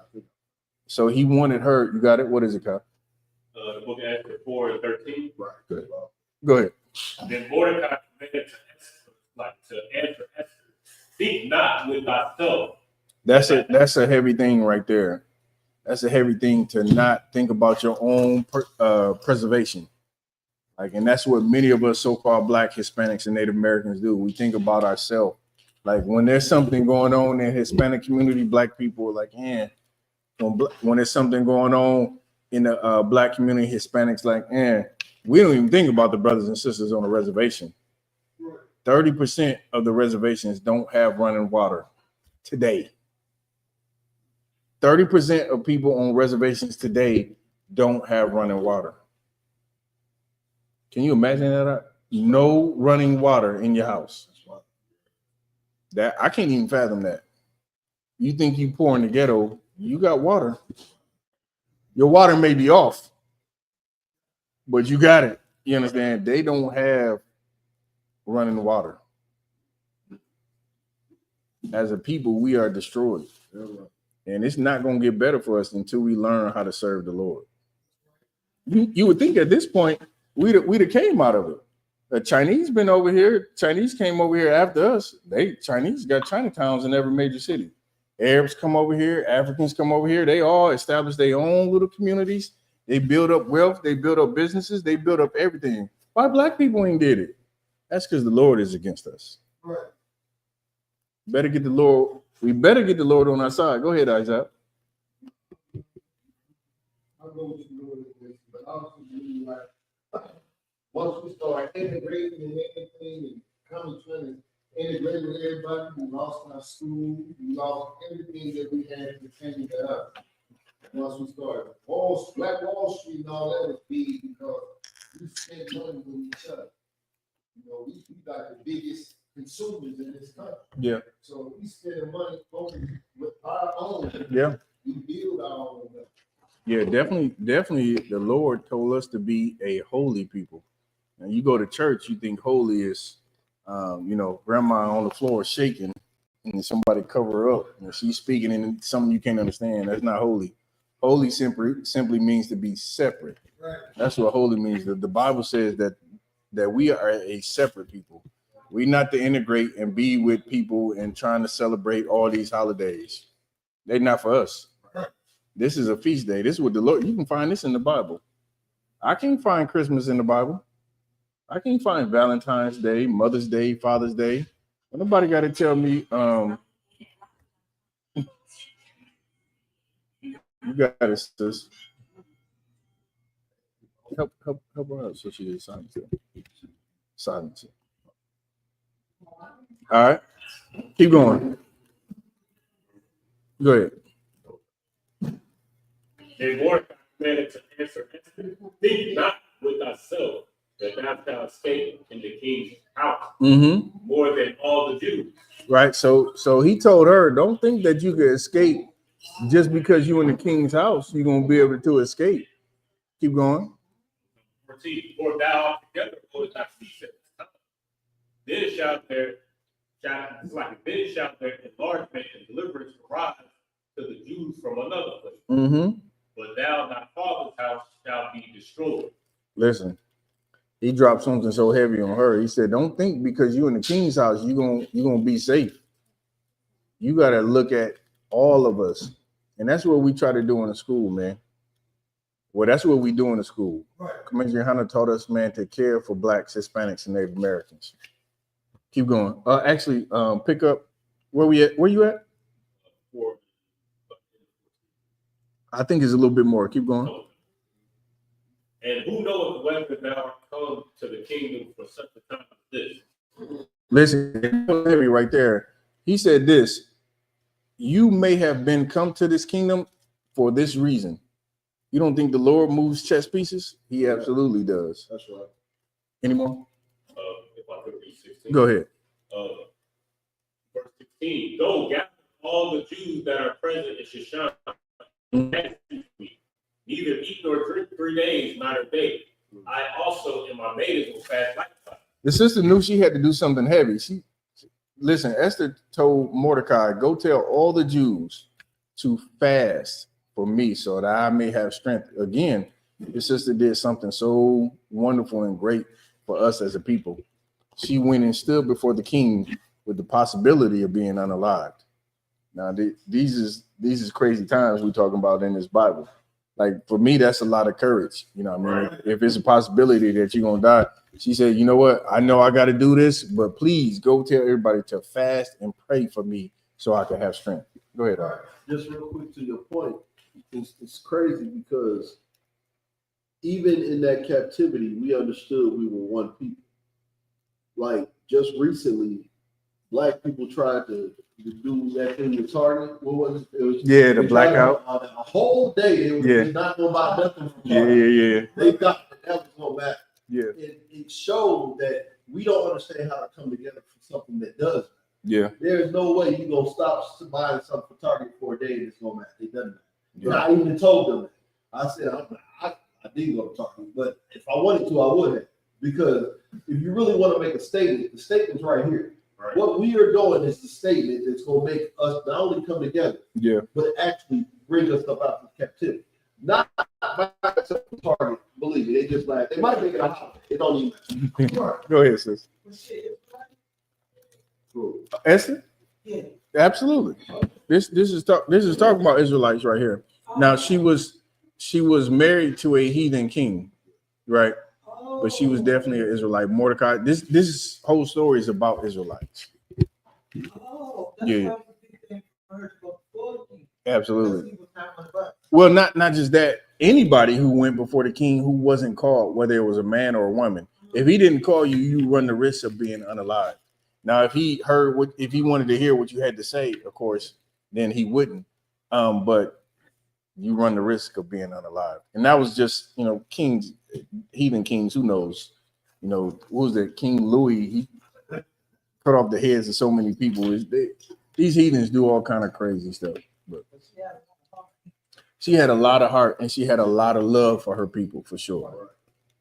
Where we at? Keep going. Just a little bit more. Go ahead. And so will I go unto the king, which is not according to the law. And if I perish, I perish. That was it. She said, if I perish, I perish. But guess what? I got to at least try for my people. Right. Keep going. Damn right. Clap it up. Shit.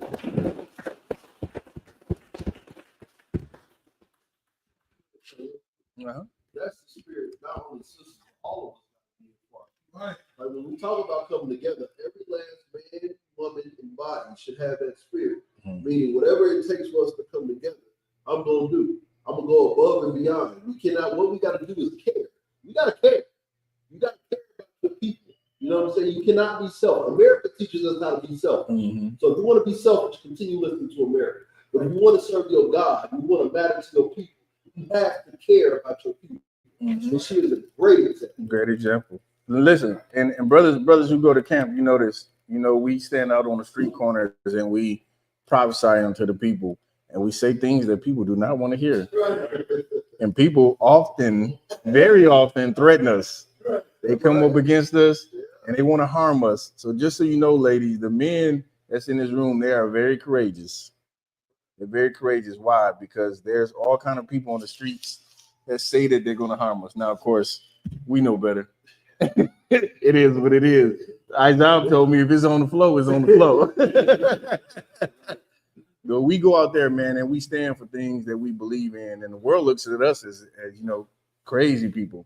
They call us a hate group, but guess what? We are a group of men who follow a brother he's held on to something so precious. Like I never would have known. I never even would have researched any history related to Israelites. Right. I didn't know anything about. I thought all the people in the Bible were white. Yes. I thought all the people in the Bible were white. I never even knew that the word black was in the Bible, so to speak. Right. When referring to a person, like now I know a dozen scriptures that talk about black people in the Bible. Like you saw the 10 Commandments, and they didn't put this in the movie. The Lord told Moses to stick his hand in his bosom. And when he said, now pull it out. And it was leprous as snow. Now, if Moses was white, what's the miracle? Right. You stick your hand in your bosom and you pull it out and it's white. What's the miracle? That ain't a miracle if you already white. Right. Moses was a dark-skinned brother. He told Moses, stick your hand in your bosom, now pull it out. And it was leprous as snow. Moses was like, well, damn. He said, well, now put it back in your bosom. And he said, it was as it was before. Where's the miracle if he's a white man? I saw that movie. I never listen. You want to learn something? Come into the school, man. You ain't gonna get that in the Christian church. You thought Moses was Charleston Heston. That's what you thought. He ain't it. He ain't it. The young cat's in the room like, who the hell is Charleston Heston? Keep going here. Keep going. Where you want to go? 7. All right. I think we have 4. This is Esther 7:4. For we are sold, I and my people, to be destroyed. Now speed up, right? Now, Esther set up the banquet that was 7 days, and on the 7th day, start me again from 2. Mm-hmm. Esther 7:2. And the king said again unto Esther on the 2nd day at the banquet of wine, why is thy petition, or what is thy petition, Queen Esther? It shall be granted thee.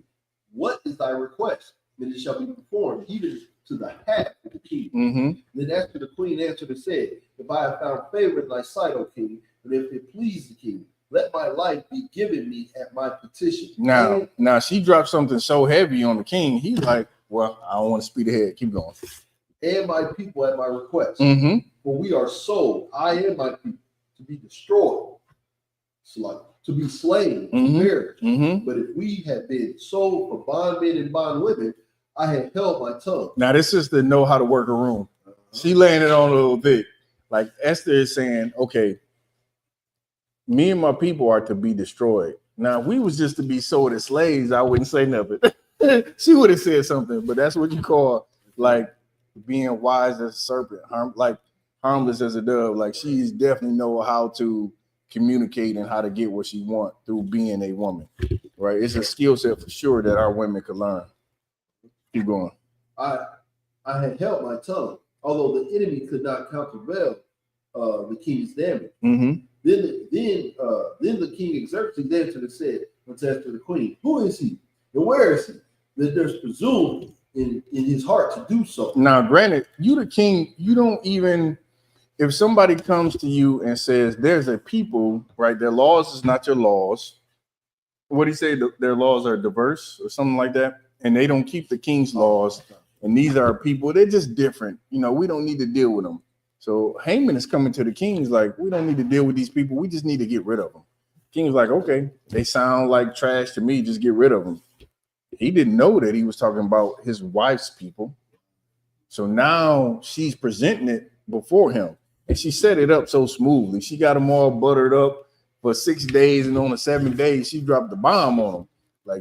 Like this, my people are weird. It's a decree to destroy us. I would petition you to save for my life and my people's life. Go ahead.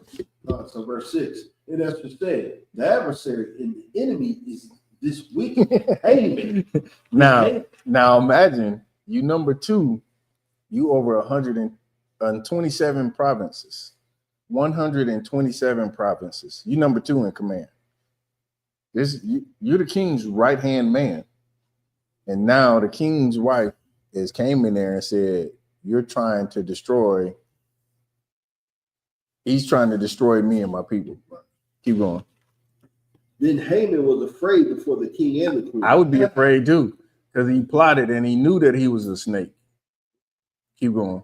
7. And the king, arising from the banquet of wine in his wrath, went into the palace garden. And Haman stood up to make request for his life to Esther the queen, for he saw that there was evil determined against him by the king. Of course, because the king now realizes, like, hey, man, you tried to deceive me. This was very underhanded, right? You didn't give me the whole truth. You didn't tell me that you're talking about the queen's people. Not to mention Mordecai is the Jew, the cat who saved my life. Keep going. Then the king returned out of the palace garden into the palace of the banquet of wine.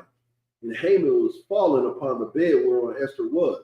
Then said the king, will he force the queen also before me in the house? As the word went out of the king's mouth. Hold on. Keep going. As the word went out of the king's mouth, they covered Haman's face. So Haman's trying to explain, he's trying to plead for his life. And as the words are coming out of his mouth, they're like, you put a hood over his head. Go ahead, you was going to say something? Okay. It goes to show, in the world, there's no wisdom in the world. That was the king's wife, Mordecai, her uncle, saved his life. He went against it. He wouldn't even fought against it.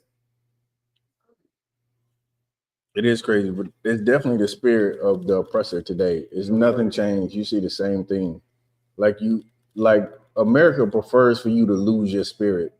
That's why anybody with that kind of their own mind in the workplace, like it's really just tough being an Israelite in the workplace. It really is. You don't think like they think. You don't laugh at their jokes. You don't fit in with them. And those of us that do fit in, kind of because they've been raised around the oppressor, like even I gotta imagine in them as some sort of not being comfortable around them totally. I wonder certain brothers and sisters who kind of just been raised around our oppressor, they kind of look like they fit in. I gotta believe at the end of the day, it's some small piece of them like I don't fit in. I pray that that's in them so they can start to move away for that. Like for us being in America, your job is to not integrate. Your job is to go earn your money, make a living, and retain who you are as a person. Don't give yourself up to this empire. Don't give yourself up to this slavery. Don't be part of America. Like that's what America wants, is for you to be fully integrated, be fully part of it, celebrate everything that they celebrate, laugh at all the corny ass jokes, and just be one with America. That's not what we teach in here, man. We are absolutely against you being part of America. We absolutely against you being part of any religion too. Don't think because we in here reading the Bible, we want you to be part of some religion. This ain't no damn religion. Right. You ain't gonna find nothing in the Bible that talks about religion. There ain't no Pentecost in the Bible. Ain't no Baptist. Ain't no Seventh-day Adventist. Ain't no Jehovah's Witness. Ain't no Mormons. None of that is in the Bible. And that's all trash. This cat got on here. I blocked him, by the way. Don't let this cat, because he said he was going to report the channel, that Arab cat, don't go back and forth with him. We don't believe in none of this garbage with the Quran, none of that. Only thing we believe in is serving the Lord. And the words of the Lord are found in the Bible, nowhere else. Ain't no religion in the Bible. You want to learn how to live your life? You want to learn what you can eat? It's in the Bible. You want to learn who you can have sex with? It's in the Bible. You want to learn how to properly raise your children? It's in the Bible. You want to learn how to continue to grow and strengthen your marriage? It's tough work, but guess what? It is in the Bible. Go ahead, Art.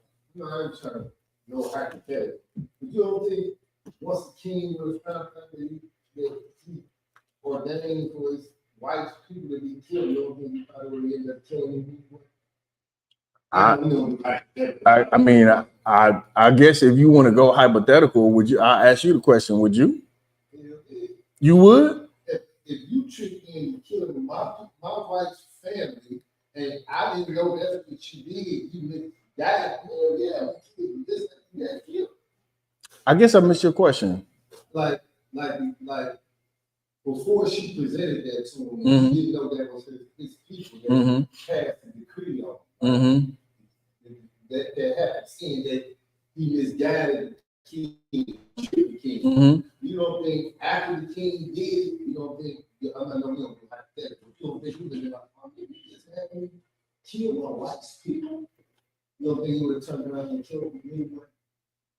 Like, but he did though. I know, I was just saying, she never, like, if that never happened. Maybe he probably wouldn't have found, he didn't know. That's what I'm saying. That's the point that I pointed out earlier. Like okay, look at a king as somebody who just, you trust your advisors. It's like I trust y'all to tell me like what's going on in Dayton. I ain't here. So like you come in and be like, yo, this the event. Like y'all took me to last week was some bullshit. but look, like again, now on a serious point, like you have advisors around you to give you counsel. So you place trust in those advisors to tell you. So I don't go behind y'all on every little detail because I trust y'all to give me the information. So no, I don't think he wouldn't have never known. You know what I mean? That's, of course, again, it's hypothetical, but go ahead, Art. You gonna say something? Were you saying if he would have ended up killing your wife and his family, right? He wasn't gonna never kill his wife, but I'm saying, but if he ended up killing his family, like the Jews, and then find out that's her. Like, okay, you see what he said? He's saying like I answered him. Okay, I answered him. Yeah. No, this is my private test. Go ahead, let's keep going because we almost out of time. Sir. Okay. Verse 9. In Harbanah, one of the chamberlains said before the king, behold, also the gallows 50 cubits high, which Haman, so these gallows, Haman built these gallows. Go ahead. Which Haman had made for Mordecai, who had spoken good for the king, standing in the house of Haman. Then the king said, hang him thereon. So they hanged Haman on the gallows that he had prepared for Mordecai. Let that be a lesson to you. You devise evil for somebody else, that evil could turn on your head. That evil could turn on to you. And that's what happened to this wicked bastard Haman. The evil that he had devised for Mordecai, it turned on him. And he was hung on the same gallows that he built to hang somebody else. Right. Keep going. So they hanged Haman on the gallows that he had prepared for Mordecai. Mm-hmm. Then was the king's wrath. Esther 8. On that day did the king Xerxes give the house of Haman, the Jews' enemies, unto Esther the queen.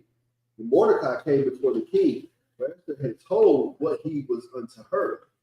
And the king took off his ring, which he had taken from Haman, and gave it unto Mordecai. Listen, now peep this. You stand with the Lord is staying with you. That's right. That's what the scripture we read earlier. Keep going.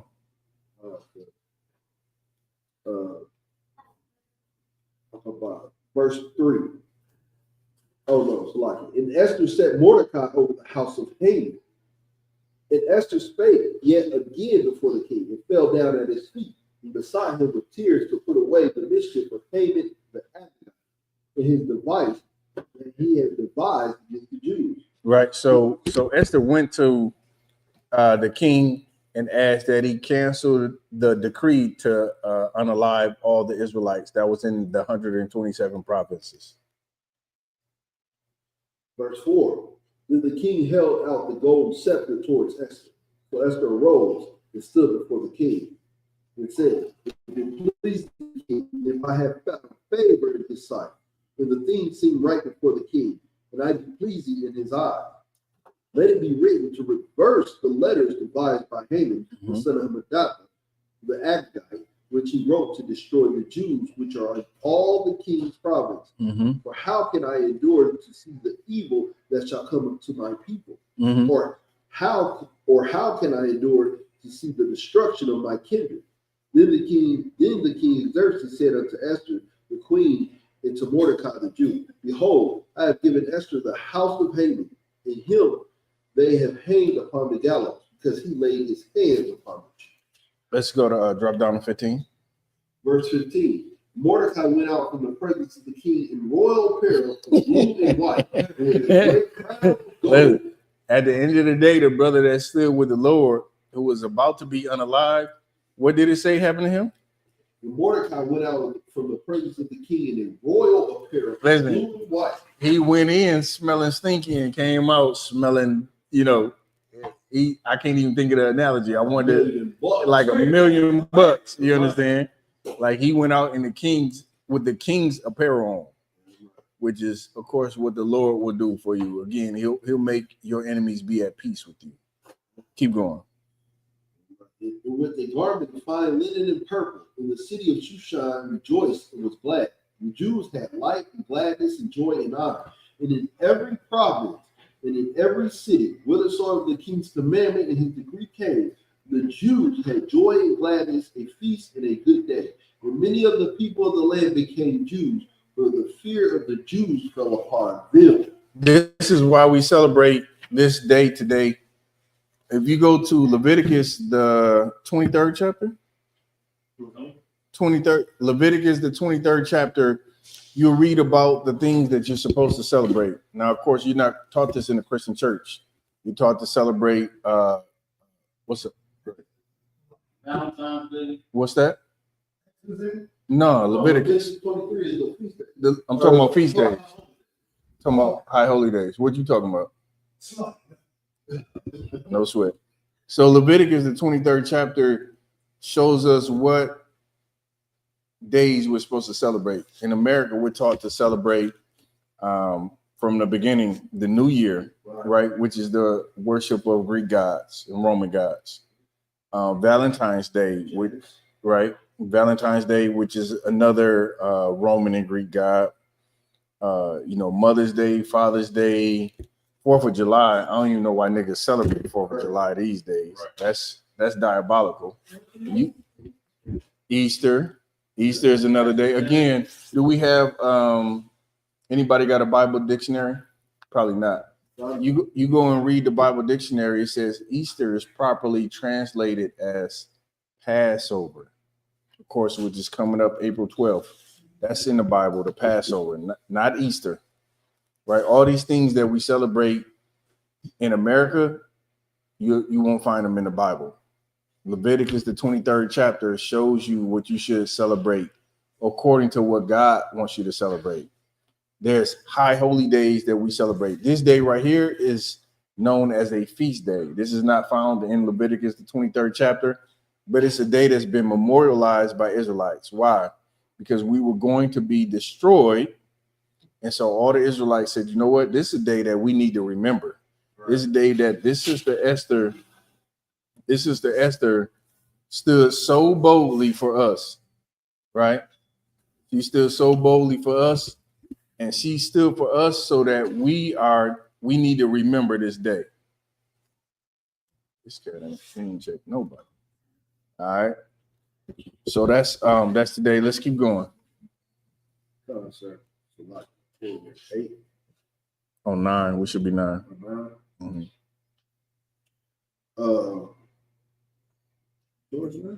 Yes. Great.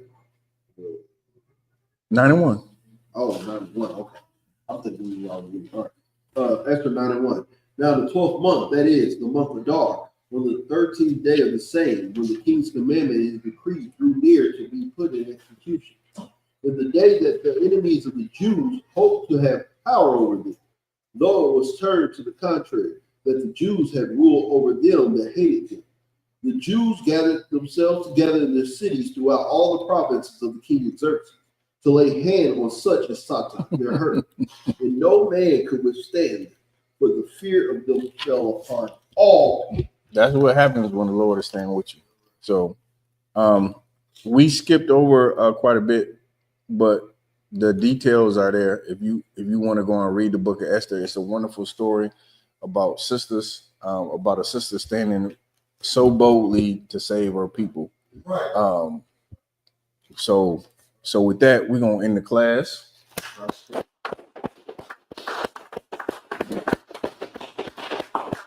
We got a lily here for each sister. If you could pass out the lilies, like give each sister a lily if you could. That's right. This is the day where we honor the sisters, especially for all the wonderful food that the sisters put together. Let's clap it up for the sisters.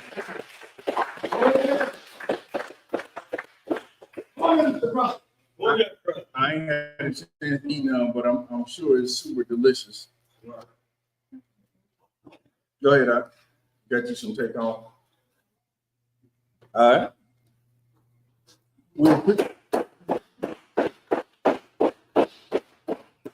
We appreciate y'all sisters for all that y'all do, taking care of us, looking out for us, supporting us while we push this through.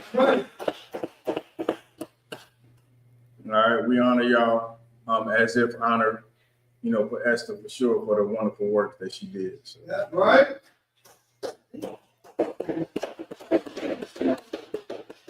What's that?